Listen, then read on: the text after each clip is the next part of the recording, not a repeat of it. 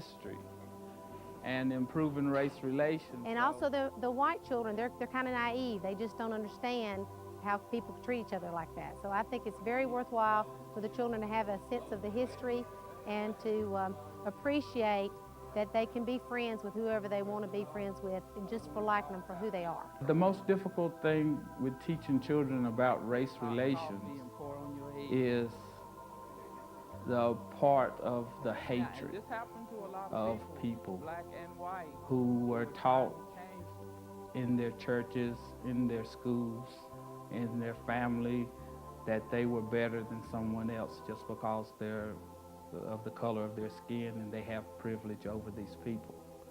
I think it opens up the dialogue about racism, and I think it just opens up communications. I feel that this is my purpose, this is my talent. This is what I'm put on this earth to do, to try to help improve race relations in the state of North Carolina. Effley stayed focused on what Effley was determined to do, and he did it beyond my wildest imagination. I'm going to keep on doing what I do until I die, and then hopefully the people that I've talked to and my family and other ones will continue to do it. And that's only if there's a need for it. It would be beautiful if there was not a need for anyone to go teach race relations, that people could just go through their daily lives and see everyone as a human being and not have to put people down in order to feel good about themselves.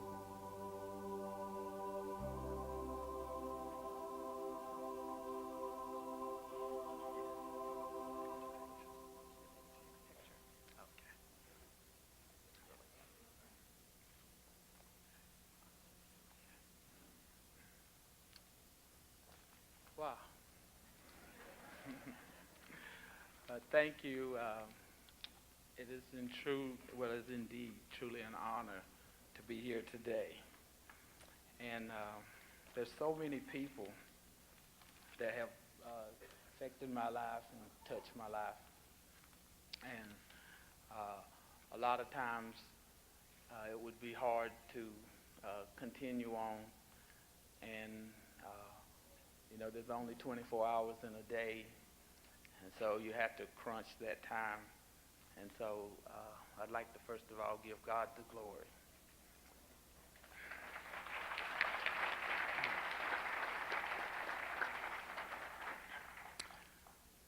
First of all, I would like to thank Ms. Gainey for introducing me, and the mayor of Kernersville, Larry Brown, who nominated me. He couldn't be here today. And also I have many family members. I would like at this time for my family to stand.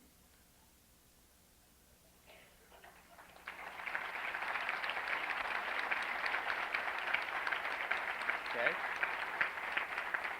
All right. Thank you. Also, I have many friends. They say you know people by your friends, or you are known by your friends. So right now I'd like for my friends to stand. Thank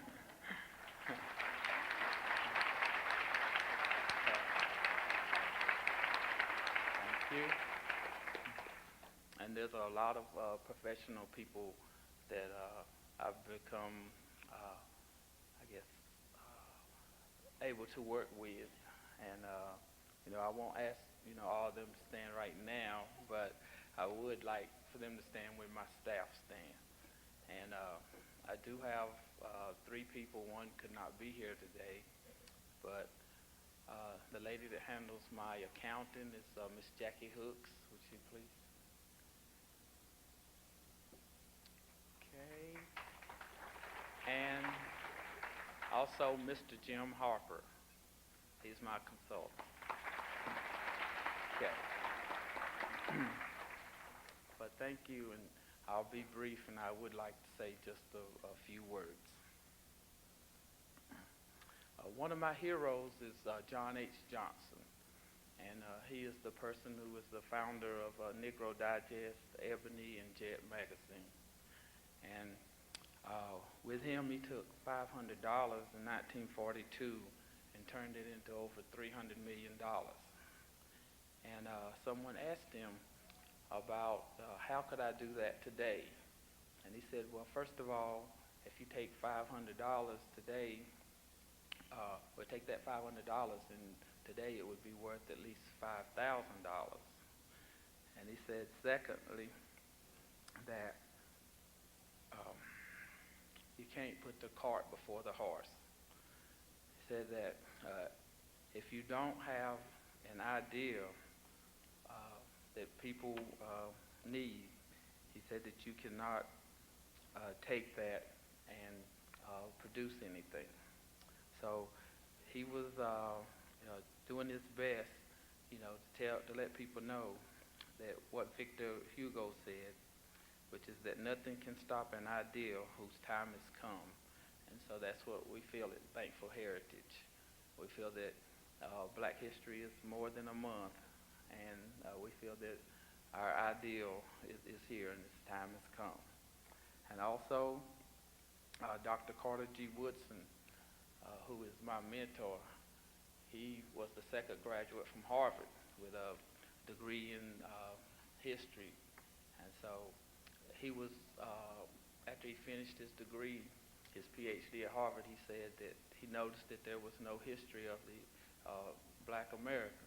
So then he started and dedicated his life to recording scholarly work of the African American. And so I collect his records, and I follow a lot of his scholarly information when I go out and do lectures. Also, I would just like to say, that I love history. I love world history, and if you go religiously or if you go scientifically to the beginning of the world, both of them will take you back to the same location. But for some reason, this is not really taught in our school system. Okay? Also, before the U.S. colonies were here, before the Roman Empire was formed, before the Greek gods and their intellectuals were out talking and doing things, there was universities of higher learning in Timbuktu and throughout Africa. Okay? And also, this year while I was out doing an exhibit, there was a bishop, and he said that we have sort of become the United States of amnesia. Said because we have forgot how we got where we are today. Because we do stand on the back of some proud people. And in 1619, the United States started slavery. In 1776, signing of the Declaration of Independence. 1861 was the start of the Civil War. And in 1902, Charlotte Hawkins Brown, she started a school, and with the help of a lot of white people down in Sedalia, which is the only historical site for African American women in the state of North Carolina. But then in 1903, Henry Ford decided to have a car, and the Wright brothers decided to fly an airplane. So, but also, 1919, my father was born. 1920, my mother. And then in 1929, we had a stock market fall. But also during that fall, we had a young man named Dr. Martin Luther King, another one of my heroes who were born. Okay. And then in 1954, we had the Brown versus Board. 1960, the Greensboro sit-in, which also Winston-Salem played a big part and also had a sit-in. And then in 1963 came the Dream. And that was only 40 years ago. So I do have this thing for times, dates, and places. It just seems to keep running. So, I talk to the kids at the school and thank Miss Green And Miss Clements, I don't know if she's here, but at Clements Middle School, and then I go some places in Greensboro. But I talk to the kids, and it's important to see the kids and have interaction and to listen to them. And I think my greatest quality is listening, because I love to hear people talk, to see what they say, because that'll let you know what they know if you listen to them. Okay. And I go to the churches. There's quite a few ministers that I am real proud of today that are here. You know, my pastor, my home pastor church, my brother's a minister, Dr. Effley over there, and Dr. Coles couldn't be here, but you know, there's a lot of ministers in my life that mean a lot to me. But when you go to the churches and you think about the church, 11 o'clock is still the most segregated hour of the week. So you have to ask yourself why. But then when I go into the churches and I take my museum, I'm able to get different testimonies from different people, especially about the Jim Crow era. And people talk about how it was, and a lot of times the white people talk about how it affected them and their black friends, and black people talk about how it affected them and their families. So these are things, you know, that I'm trying to see and learn and record as we go across the state, and you know, try to teach. And I go into the community centers and talk to different people. And as we know in America now, especially North Carolina and a lot of areas, we have not only black and white, but we have Hispanic, we have Asian population. So in order for them to make the transition, then, you know, they're going to have to learn things from us. And it's important for them to know the history that's already been laid before they got here. And so we have got to help each other out. Okay. But today we celebrate 3 dreams. First of all, Dr. Martin Luther King had a dream. And in 1956, the year before I was born, his house was bombed. And after everything was settled, he said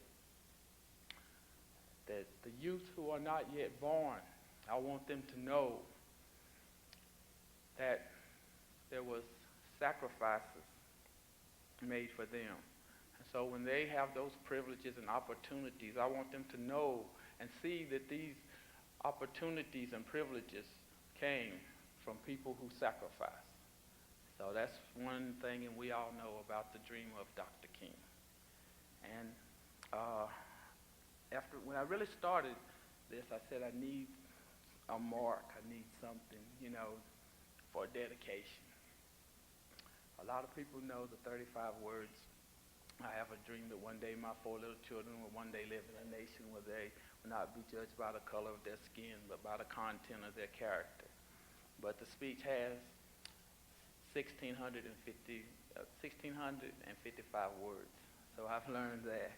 So I said, okay, we can go on. So then the second dream that we have is the dream of thankful heritage, which is to go into the schools and the churches and the recreation centers. And we started out in the triad, and so now we're trying to move across the state. So, you know, please, if there's anybody that can help, we are asking for help. Okay. And third, today we celebrate the dream of Nancy Susan Reynolds, which is recognizing people who are unsung heroes and who go out to make a change in the community. And just meeting the other 2 recipients has just been a joy to me. And it's just been great, and I'd like, you know, to thank everyone for that. Okay. Also, in closing, or moving to a close, I'd like to I'd like to tell about two short stories, and really I'm about to close. First of all, Frederick Douglass, when he was a child during slavery, he had to learn to read and write because it was against the law, the United States law, for blacks to read and write. So what he would do, he would trick his white friends by seeing different signs in the shipyard, and he'd say, what does that mean? What's that letter? And so they would tell him. So then by doing that, he learned how to read and write and put together, different stories. But after he realized that, then he saw the condition of his people, and he was ashamed. And he was ashamed that they did not even know the condition that they were in. So then that made him an orator, an activist, a civil rights fighter. Second story, heartfelt. When I was 19, I moved to California, and I was in a drafting school. And one day, on a beautiful day like today, I was waiting at a bus stop, and I was just sitting there looking, and here come a lady down an incline. It was an older white lady with a cane and a pocketbook. And as I watched, then she started picking up speed. And so then, I looked away, and she started picking up more speed. So I looked back, and she was tumbling, and she fell, and she hit the ground. And, I could hear her cry, and I could, see the scratches and the blood. And I wanted to get up and help because that's what I was told to do, taught to do. But I knew at that time as a young African American, if I got up and the police came and saw me with this woman, assisting her, they may take it as an assault. And so I could be shot, I could be killed. So I had to just sit there and watch. So as she got herself up, and as she, stumbled with her cane and pocketbook, and she came by me, then, I asked her if she was all right, and she said yes. But she was hurt, and I was hurt. So that sort of makes me want to, be a fighter, and try to make things a little bit different so we can help someone if they fall down. Okay? And in closing now,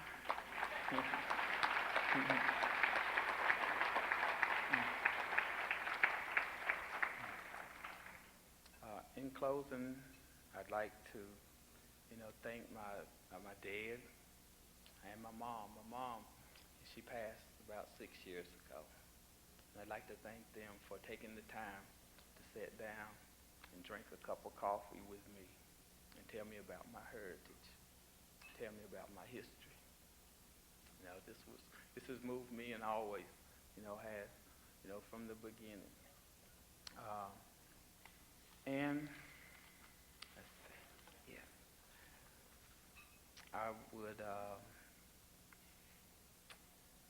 like to, I guess, say right here that, my wife and kids, they have made a lot of sacrifices, and I appreciate that. And before I close, I'd like to do what I should have done at the beginning, is thank the Z. Smith Reynolds nominating committee, for nominating me. And close, all my friends and family, they have supported me, and with that support, they have allowed me to let freedom ring. So let freedom ring.